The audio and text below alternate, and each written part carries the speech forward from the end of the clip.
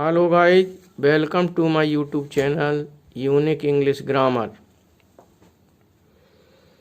आज पार्ट 5 में मैं आपको use of determiners other, another और नेक्स्ट के बारे में बताऊंगा।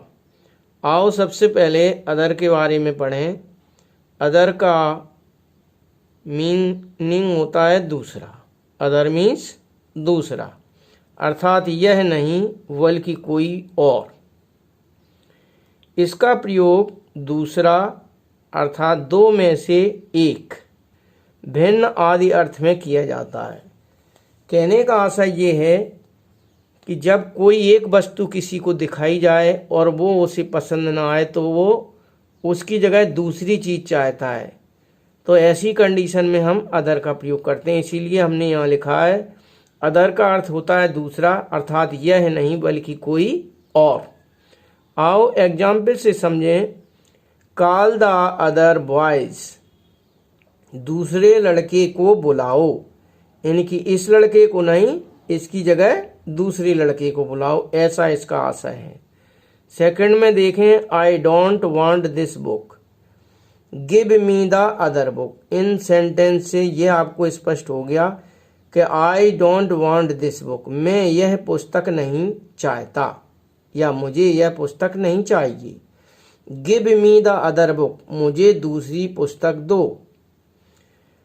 थर्ड नंबर में देखें, do not tell your story to others, दूसरों को अपनी कहानी मत सुनाओ। दूसरों यानी कि अदर्स का प्रयोग यहाँ दूसरे लोगों से है संबंधित, यानी कि दूसरे लोगों के लिए अदर का यूज किया गया है सिंगल, इसके साथ कोई नाउन नहीं है।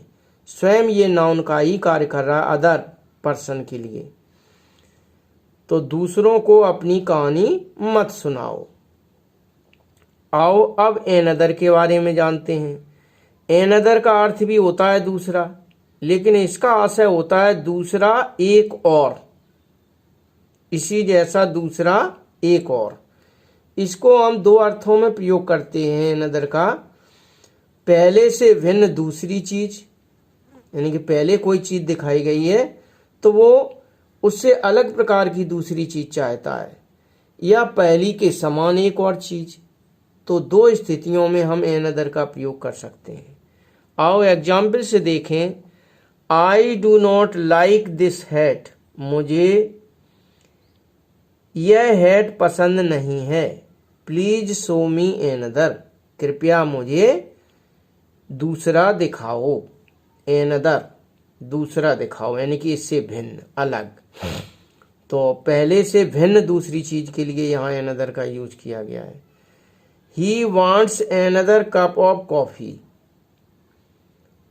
और वह, ही मीन्स वह, वांट्स मीन्स चाहता है, एनदर मानी एक और, कप ऑफ कॉफी एक कप और कॉफी चाहता है, यानी कि एक ऑलरेडी ले चुका है, ऐसे एक और कप चाहता है।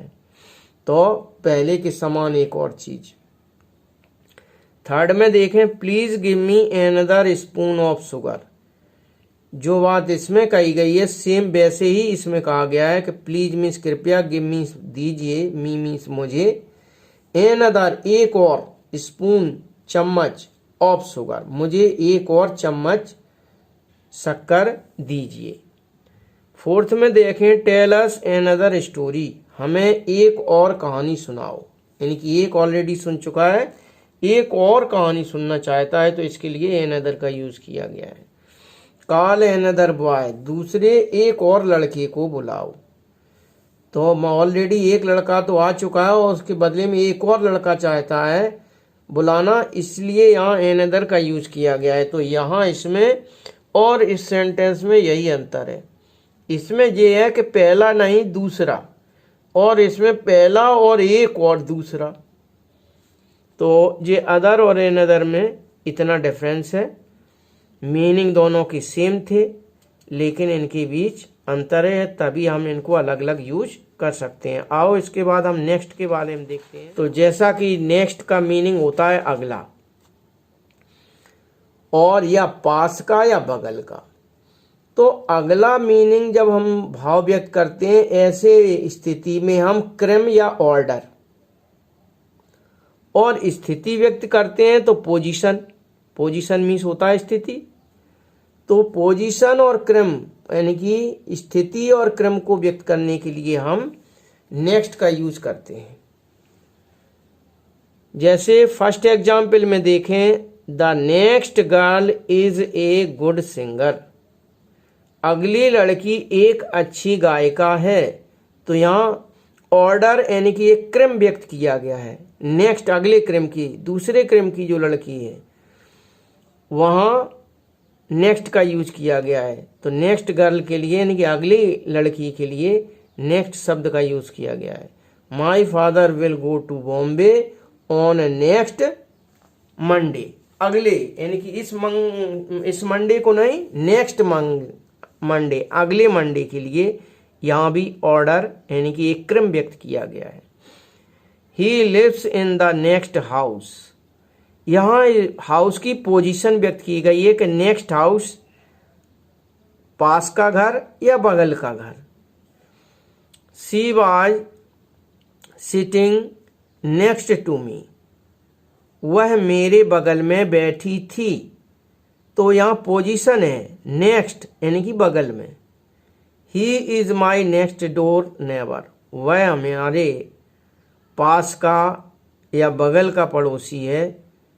तो डोर की पोजीशन मीन्स स्थिति के बारे में बताया गया है कि कैसा, पास का यानी कि बगल का।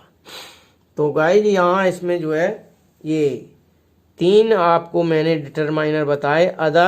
अदर का मतलब मीन्स होता है यह नहीं दूसरा, एन अदर का मतलब होता है यह एक और दूसरा ऐसा ही, और नेक्स्ट का मतलब होता है अगला या पास का या बगल का। तो गाइज ये 3 डिटरमाइनर्स मैंने आपको समझाए, आपको समझ आ गए होंगे। यदि आपको ये वीडियो पसंद आया है तो लाइक कीजिए, शेयर कीजिए, और यदि इस चैनल को आपने सब्सक्राइब नहीं किया है तो सब्सक्राइब करें, बेल आइकन को ज़रूर दबाएं। इसी के साथ आज का ये टॉपिक यहीं समाप्त होता है। नेक्स्ट वीडियो में मैं आपको और कुछ डिटरमाइनर के बारे में जानकारी दूंगा। तो जय हिंद, जय भारत।